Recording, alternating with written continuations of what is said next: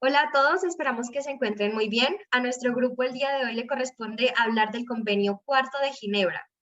Primero queremos comenzar con una pequeña introducción acerca del derecho internacional humanitario, el cual es la rama del derecho internacional constituido por principios humanitarios y los tratados internacionales que procuran salvar las vidas y aliviar el sufrimiento de los combatientes y de los no combatientes durante un conflicto armado. Entonces, los principales instrumentos legales que constituyen este derecho internacional humanitario son los convenios de Ginebra de 1949 y el día de hoy nosotros hablaremos en específico del convenio cuarto de Ginebra relativo a la protección de vida a las personas civiles en tiempos de guerra.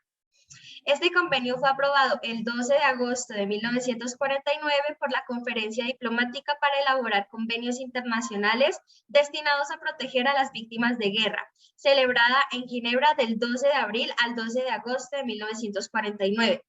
Cabe resaltar que este convenio entró en vigor el 21 de octubre de 1950 y en concreto en Colombia se ratificó el convenio cuarto de Ginebra en 1961.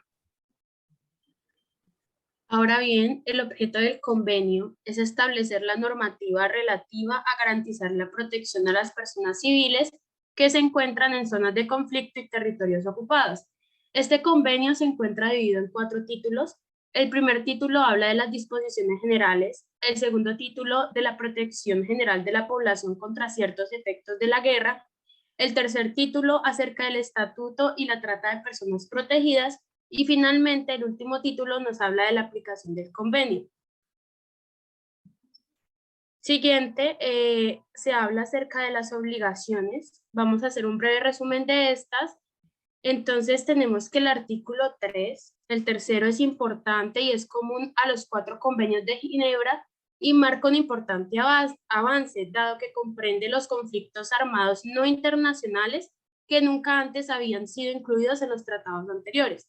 Estos conflictos pueden tratarse de guerras civiles, conflictos armados internos que se extienden a otros estados o conflictos internos en los que los terceros estados o una fuerza internacional intervienen junto con el gobierno. Asimismo, los estados parte deben de garantizar que se trate con humanidad a todas las personas que no participen en las hostilidades o que caigan en poder del adversario, y se prohíben atentados contra la vida, la toma de rehenes, la tortura, entre otros. Además, se dispone que se deben de ofrecer todas las garantías judiciales. Ahora bien, el artículo 16 expresa que los Estados parte se comprometen a proteger y respetar a los heridos, enfermos, inválidos y mujeres en embarazo. También los Estados deben adoptar medidas para la búsqueda de los muertos y heridos, acudir en ayuda para los náufragos y demás personas expuestas a peligros graves. El artículo 23 indica que los Estados partes se comprometen a conceder el libre paso de envío de medicamentos y material sanitario, objetos para culto, víveres indispensables, ropas reservadas para niños menores de 15 años y las mujeres en embarazo o que recién hayan tenido bebés. El artículo 24 se entiende que los Estados parte deben brindar las garantías necesarias para los menores de 15 años que hayan quedado huérfanos o hayan sido separados de su familia. Es necesario que se les procure ante cualquier circunstancia la comida, manutención, prácticas de religión, educación. De igual forma, los Estados parte en conflicto favorecerán la acogida de estos niños en países neutrales durante lo que vaya a durar el conflicto. Bueno, siguiendo con esto, encontramos el artículo 35 que habla que los Estados partes se obligan a respetar el derecho que tienen las personas protegidas al salir del territorio, tanto al comienzo como en el transcurso de un conflicto, a no ser que esta salida redunde en un perjuicio para los intereses nacionales de este Estado. Adicionales al artículo 36, que los Estados partes, de conformidad con las salidas autorizadas y el derecho a salir de territorio, deben hacerse garantizando la seguridad, higiene, salubridad y alimentación de las personas. Y hablando sobre los territorios ocupados, encontramos que la potencia, en el artículo 44, la potencia detenedora no debe tratar como extranjeros enemigos exclusivamente a causa de su pertenencia jurídica a un Estado enemigo, a los refugiados que de hecho no disfruten de una protección de ningún gobierno. El artículo 49 habla acerca de la prohibición que tienen los estados del traslado en masa o individual de índole forzosa, así como las desapariciones de personas protegidas en el territorio ocupado. Sin embargo, permite la evacuación de ciertas regiones por motivos imperantes de militares. Establece también que esta evacuación tiene que ser dentro del mismo territorio ocupado y tiene que asegurársela a las personas protegidas garantías de agua, alimento en cantidad y calidad suficiente y asegurársele de que en cuanto el conflicto en su región termine, sean regresados a sus hogares y que sus familias no sean separadas durante esta evacuación. El artículo 127 establece que los estados partes se comprometen a respetar la dignidad humana de los internados civiles, quienes son aquellas personas que han sido encarceladas o confinadas en razón de la guerra. Por ello, la potencia detenidora está en la obligación de brindarles a los internados agua potable, alimentos en calidad, cantidad y variedad suficientes, ropa, alojamiento y atención médica necesaria.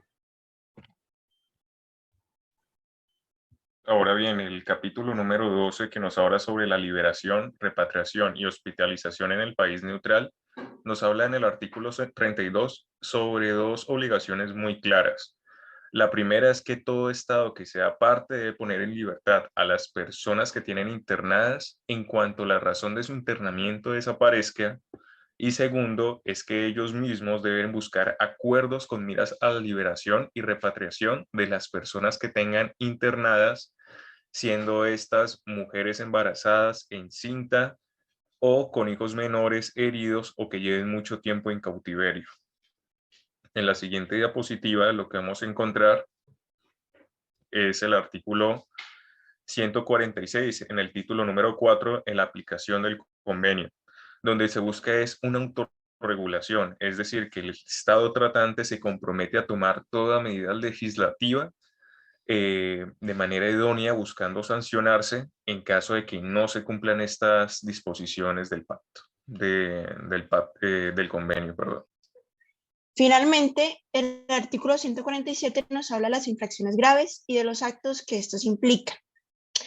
Lo que hace el artículo 147 es nombrar los actos que son los siguientes: el homicidio intencional, la tortura o los tratos inhumanos, incluidos los experimentos biológicos, el hecho de causar deliberadamente grandes sufrimientos o de atentar gravemente contra la integridad física o la salud, la deportación o el traslado ilegal, la detención ilegal, el hecho de forzar a una persona protegida a servir en las Fuerzas Armadas de la potencia enemiga, o el hecho de privarla de su derecho a ser juzgada legítima e imparcialmente, según las prescripciones del presente convenio.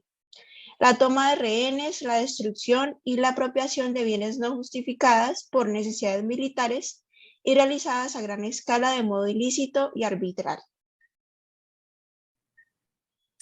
En síntesis, en Colombia los convenios de Ginebra son relevantes debido al contexto del conflicto armado interno que está presente hace muchos años en el país, aplicándose en diversas ocasiones a violaciones de derechos de civiles involucrados pues, en este conflicto. Por ello, en particular, el convenio cuarto es fundamental porque establece los compromisos que los estados partes deben acatar a la hora de verse inmersos en estas situaciones y contiene también las obligaciones claras, expresas y exigibles acerca de la ayuda humanitaria que tienen derecho a recibir la población civil. Muchas gracias por la atención. La recopilación de la información para realizar esta exposición tiene las siguientes referencias bibliográficas.